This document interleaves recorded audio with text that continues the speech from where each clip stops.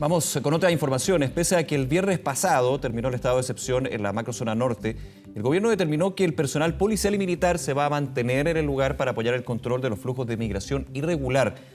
Este jueves el presidente Boric, de hecho, va a realizar su primera gira a regiones y lo hará precisamente en la zona norte del país. Vamos a analizar la situación, las medidas que se están tomando en ese punto. Para eso estamos en contacto con el alcalde de Arica, Gerardo Espíndola. Alcalde, muchas gracias por acompañarnos. Buenos días.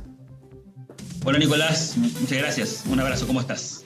Muy bien, muy buenos días. A ver, quiero comenzar con lo que estábamos comentando en la introducción, alcalde. ¿Cuál es su evaluación de las medidas posteriores que se ha tomado por parte de las autoridades, de la autoridad con respecto al fin del estado de excepción en la macrozona norte, que recordemos, a diferencia de otros estados de excepción en otros puntos del país, apuntaba a la situación de migración irregular y el caos migratorio que se estaba desarrollando?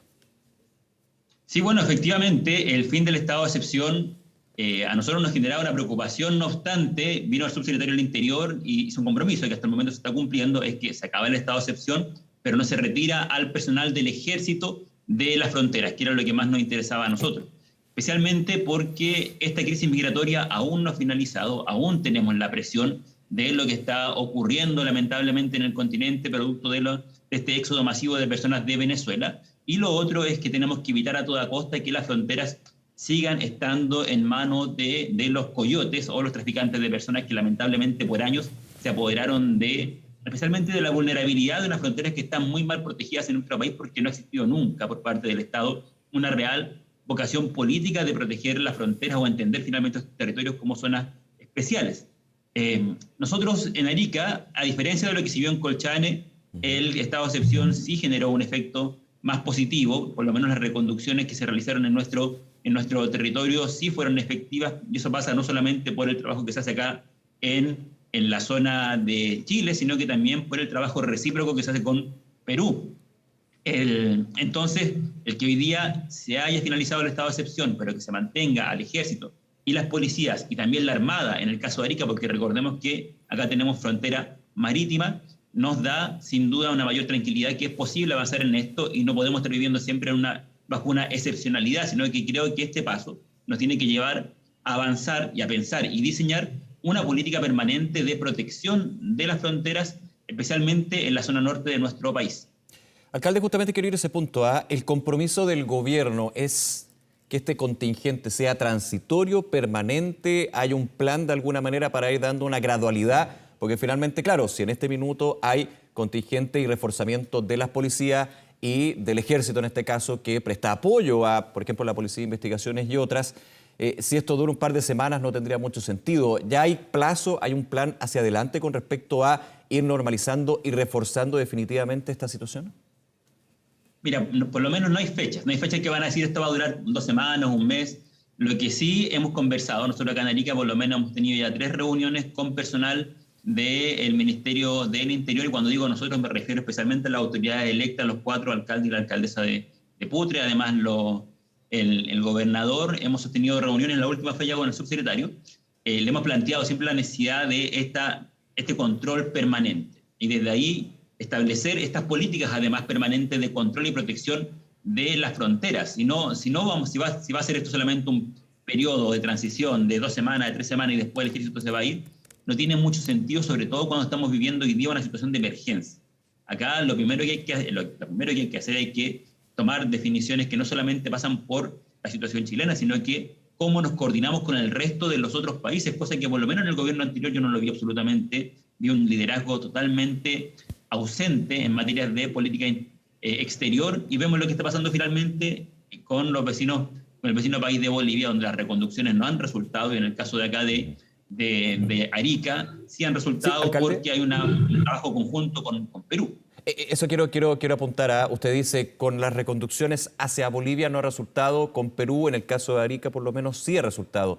¿Cuál es la diferencia? ¿Por qué ha resultado? ¿Cuál es el punto finalmente que hace que esta política de reconducción sea práctica, concreta o no? Aquí obviamente tiene que haber un tema de las naciones, y siempre ha sido desde hace años bien complejo en términos del flujo migratorio irregular. Es bien difícil, se ha planteado, por ejemplo, desde ya ámbitos bastante más altos la posibilidad de cuotas, pero ¿por qué en el caso de Perú ha funcionado la reconducción, así no el caso de Bolivia? Porque aquí hay acciones que son recíprocas, que se vienen realizando hace bastante tiempo, no solamente en respuesta hoy día a esta emergencia. Recordemos que las relaciones diplomáticas con Bolivia no existen del modo que nosotros quisiéramos, de la manera más óptima. El año pasado se iniciaron unas conversaciones, el gobierno anunció unas conversaciones, pero fue como unas mesas de trabajo, fue el segundo semestre del año pasado, entonces fue bastante tardío cuando estábamos enfrentando una emergencia que viene allá hace bastante tiempo. El tema de Colchane empieza a brotar con más fuerza, si no me equivoco, el segundo semestre del año 2020.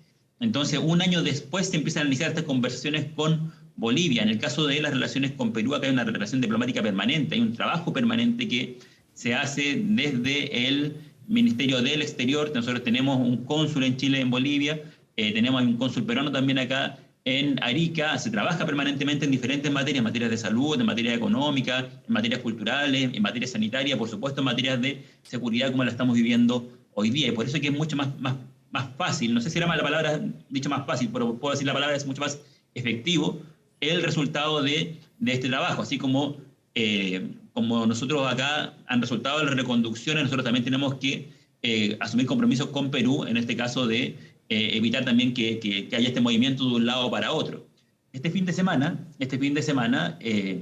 las noticias de Tacna nos informaban que por lo menos se detuvieron a 20 personas intentando pasar por el hito 9 para Chile. Quien los detuvo fue la policía peruana. Entonces también hay un trabajo desde el otro lado, que la policía peruana evita que ingresen personas a Chile, así como nosotros evitamos que ingresen personas a Perú, con un solo foco y un solo objetivo. Este objetivo tiene que ver con la reciprocidad, pero sobre todo de hacerle imposible y sobre todo perseguir estas bandas de traficantes de personas, que son en realidad seres nefastos que han generado gran parte de este problema. Son, yo diría, un elemento central en toda esta crisis que estamos viviendo acá en el norte del país. Sí, es un punto súper relevante, y lo hemos conversado muchísimas veces con las autoridades de la zona, porque aquí está la migración irregular, tiene distintas caras, distintas facetas, pero la que por supuesto no tiene o no da para mucho análisis, porque ya es una situación totalmente delictual, es la de bandas organizadas, la de los coyotes, la de el paso de seres humanos finalmente haciendo lucro de esto. Me imagino que dentro de esto que estábamos comentando de la reconducción, también hay un trabajo coordinado entre las policías de ambos países para poder encontrar estas bandas, para encontrar este tipo de actividades, ¿no? Y para finalmente que no funcione más. Ese es un punto. Claro, por lo menos yo lo que he observado es que cuando se detienen personas en Perú, o cuando se detienen personas en Chile, muchas veces estos coyotes son también de nacionalidad o venezolana o peruana, y muchas veces se hacen pasar por víctimas finalmente de estos traficantes, y ahí se informa. Ahora, yo lo que sí esperaría es que esta coordinación sea mucho más fina, y no solamente con Perú, sino que con todos los países que están en este corredor de tránsito, finalmente, de las personas que vienen desde Venezuela.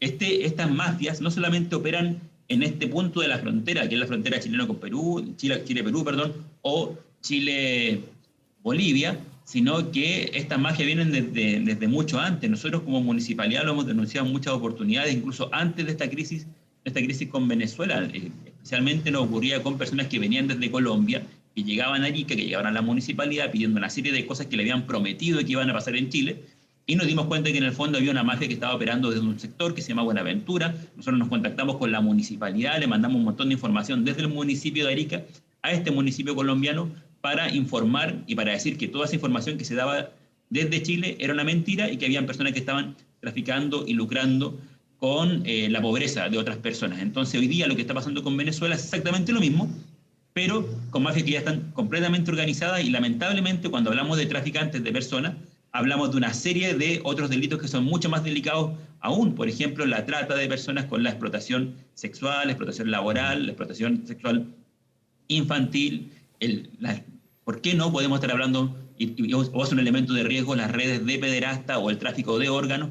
Entonces, estos son mafias que hay que atacar con todas las fuerzas, así como se ataca con fuerza los traficantes de drogas, ¿cierto?, el narcotráfico. Acá el tráfico de personas, sin duda, es uno de los elementos más críticos que está hoy día sufriendo América Latina, y como chilenos, sobre todo como autoridades de Chile, no podemos hacer una vista gorda, sino que hay que atacar esto con toda su fuerza.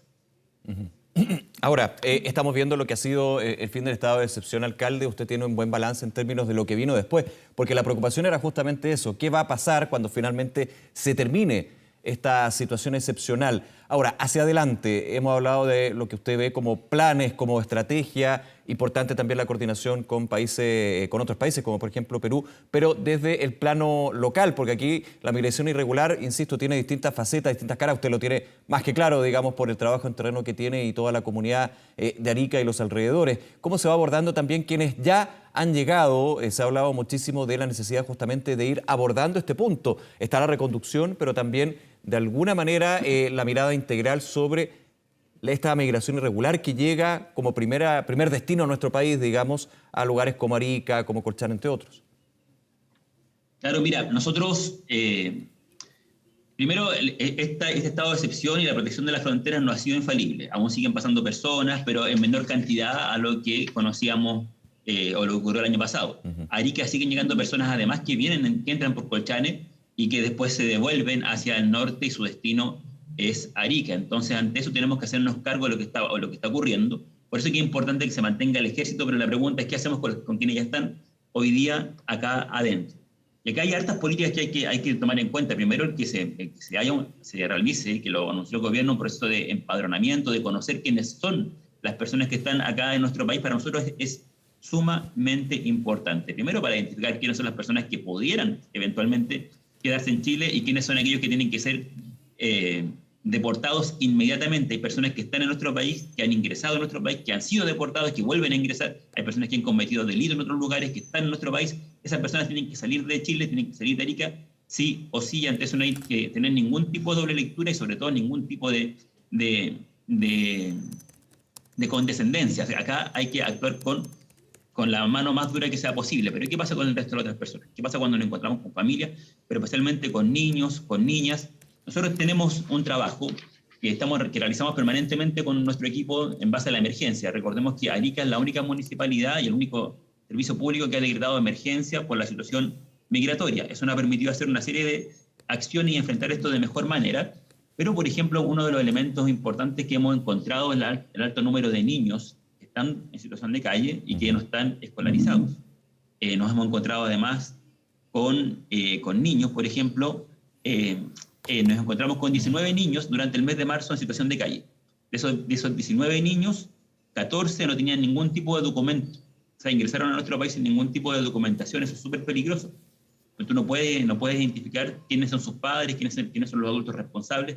Y estos niños están acá en nuestra ciudad. Entonces hay que hacerse cargo. De esos niños, solamente 3 estaban escolarizados. El resto no está accediendo a los colegios. ¿Qué es lo que hacemos nosotros como municipalidad? Es que a todas las personas que ingresan, que están ya en nuestro país y que las catastramos, inmediatamente los mandamos a los servicios de salud para poder aplicar, sobre todo cuando son niños, hacer los controles de niños sanos, pero cuando son adultos también aplicar todo el proceso de vacunación. Hay un plan nacional de inmunización. Acá tenemos que evitar que todo este desorden este desorden migratorio gatille que aparezcan enfermedades que en Chile ya están erradicadas, como por ejemplo el sarampión. ¿Quién se hace cargo de eso? Nosotros como municipalidad a través de la vacunación. Lamentablemente, como son personas que están sin sus documentos, sin ningún tipo de certificado que indique que están acá en Chile, el Ministerio de Salud no reconoce esa atención y ese costo lo pagamos nosotros como municipalidad. El año pasado dejamos de recibir más de 1.000 millones de pesos por atención a personas que están de paso en nuestra ciudad. Entonces esa situación es bastante compleja.